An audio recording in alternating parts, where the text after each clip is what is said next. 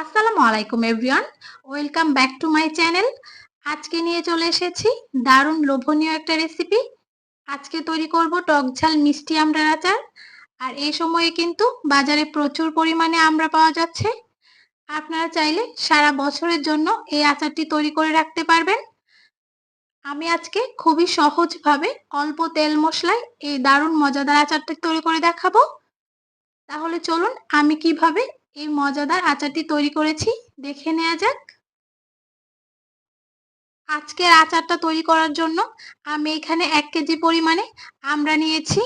আর আমি আমড়াগুলোকে খুব ভালোভাবে ধুয়ে বিচিটাকে সরিয়ে এইভাবে কেটে নিয়েছি। এখন আমি আমড়ার মধ্যে দিয়ে দিচ্ছি হাফ চা চামচ লবণ, হাফ চা চামচ মরিচের গুঁড়া। এখন আমি এই পাত্রটাকে একটা পাশে রেখে দেব। এখন আচারের জন্য আমি একটা স্পেশাল মশলা তৈরি করে নিচ্ছি। দিয়ে দিচ্ছি 1 চা চামচ গরম মশলা, 1 চা চামচ সরিষা। আমি এখানে আস্ত মশলাগুলো ব্যবহার করছি। দিয়ে দিচ্ছি 7-8টার মতো আস্ত রসুনের কোয়া, 3টে শুকনো মরিচ। এখন আমি অল্প একটু পানি দিয়ে এটাকে ব্লেন্ড করে নেব। এখন চুলায় একটা প্যান বসিয়ে দিয়ে দিচ্ছি 1 কাপ সরিষার তেল। আর তেলটা হালকা গরম হয়ে আসলে আমি এর মধ্যে দিয়ে দিচ্ছি 4-5টা আস্ত রসুনের কোয়া আর 2টা শুকনো মরিচ আমি ভেঙে দিয়ে দিয়েছি। এখন এগুলোকে আমি একটু নেড়েচেড়ে ভেজে নিচ্ছি। এখন দিয়ে দিচ্ছি আমি যে মশলাটাকে ব্লেন্ড করে রেখেছিলাম, সবটা মশলা আমি তেলের মধ্যে দিয়ে দিচ্ছি। আর এটাকে আমি 5 মিনিটের মতো সামান্য একটু কষিয়ে নিচ্ছি।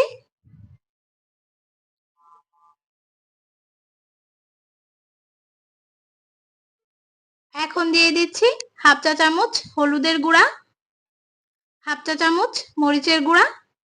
আর ঝালটা আপনারা আপনাদের পছন্দ মতো অ্যাড করে দিতে পারবেন।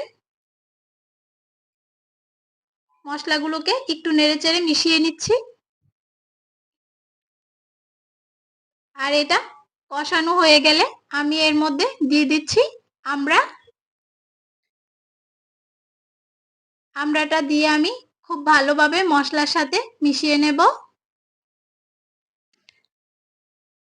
আর আপনারা যারা আমার চ্যানেলে নতুন আসবেন, প্লিজ আমার চ্যানেলটা সাবস্ক্রাইব করে যাবেন। আর ভিডিওটা ভালো লাগলে একটা লাইক দিয়ে কন্টিনিউ করবেন। আমি খুব ভালোভাবে আমড়াগুলোকে মশলার সাথে মিশিয়ে নিচ্ছি। আর আমড়াটা হালকা একটু সফট হয়ে আসলে আমি এর সাথে অ্যাড করে দিচ্ছি হাফ কাপ তেঁতুল। তেঁতুলটাকে আমি অল্প একটু পানি দিয়ে ভিজিয়ে রেখেছিলাম।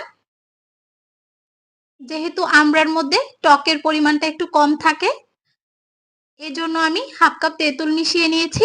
এতে করে আচারটা খেতে অনেক বেশি ভালো লাগবে। তবে আপনারা চাইলে এটাকে স্কিপ করতে পারেন। আর আস্তে আস্তে কিন্তু আমড়ার কালারটা চেঞ্জ হয়ে যাচ্ছে আর তেলটাও কিন্তু উপরে ভেসে যাচ্ছে। আমি এভাবেই এটাকে কিছুক্ষণ রান্না করব। এখন আমি এর মধ্যে দিয়ে দিচ্ছি 2টা শুকনো মরিচ আমি ভেঙে এভাবে দিয়ে দিয়েছি। তবে ঝালটা আপনারা আপনাদের পছন্দ অনুযায়ী অ্যাড করে নিতে পারবেন। আর চিনিটা কিন্তু আমি এখনো অ্যাড করিনি।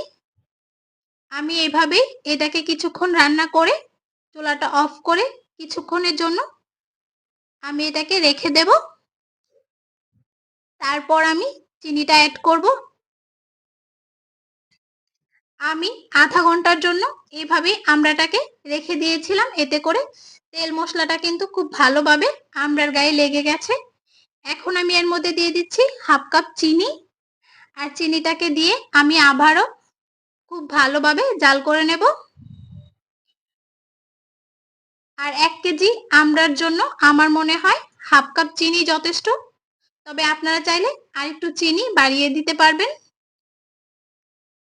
এখন আমি পুরোপুরি চিনিটা গলে যাওয়া পর্যন্ত আর চিনির পানিটা শুকিয়ে যাওয়া পর্যন্ত এটাকে অনবরত নেড়েচেড়ে জাল করে নেব। আর চিনিটা দেওয়ার সাথে সাথে কিন্তু আমড়াটা কিন্তু অনেক বেশি সফট হয়ে গেছে। আর খুব সুন্দর একটা কালার চলে এসেছে।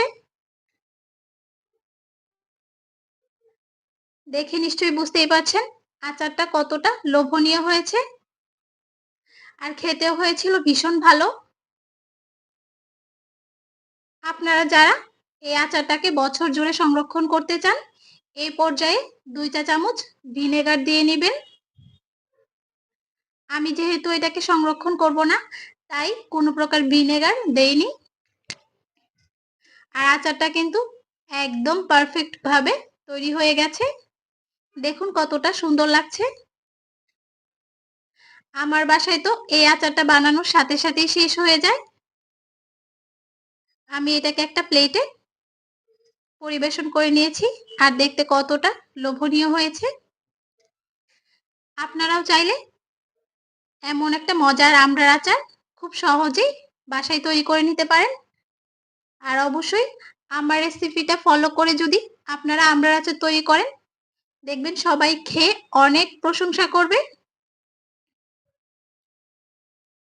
তাহলে আমি আজকের মতো এখানেই বিদায় নিচ্ছি। সবাই অনেক বেশি ভালো আর সুস্থ থাকবেন। ফিরে আসবো আবারও নতুন কোনো রেসিপি নিয়ে। আল্লাহ হাফেজ।